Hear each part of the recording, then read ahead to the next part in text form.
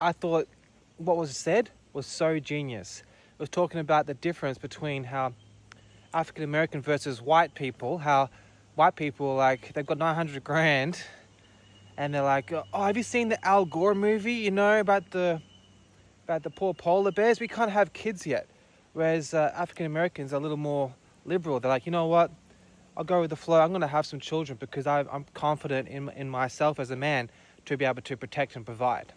I was just listening to episode 2177, 48 minutes into the episode. And that's so true. Like, people say, oh, they're so proud of being white. But it's like, yeah, but we are the biggest pushovers. We are the most neurotic, Obviously, there's a couple of exceptions.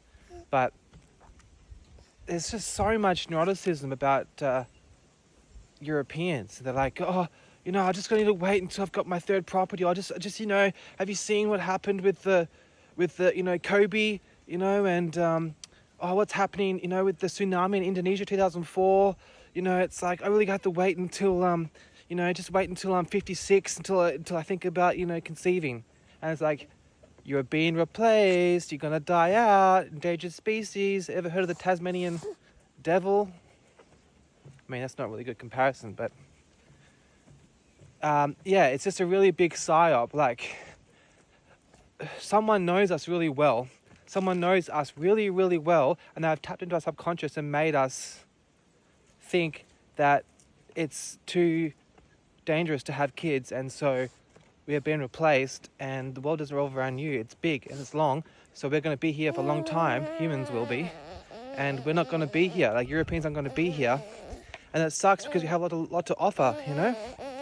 I think that white people have a lot of skills. We can be known as great classical musicians, excellent cuisine, particularly French. I think there's a lot of altruism and compassion from Europeans. I think that we can have pretty good impulse control, and in terms of denying our pleasure for the betterment of the future, and that can come in really handy. I also think that there's some really good literature and poetry, Edgar Allan Poe and Friedrich Nietzsche, fantastic writers, and also can be righteous, back in the day, a lot of Europeans, they set sail and they tried to spread the word, the way, and a lot of them were killed in the process, but they thought, hey, you know what, I was going to bring the idea of thou shalt not kill, and, sloth and greed isn't really beneficial for your happiness, and they died in the process. So I think there's a lot of good qualities about us, and in the past, I really never acknowledged, my European heritage, because I was raised not to, and I was so psyoped by Hollywood.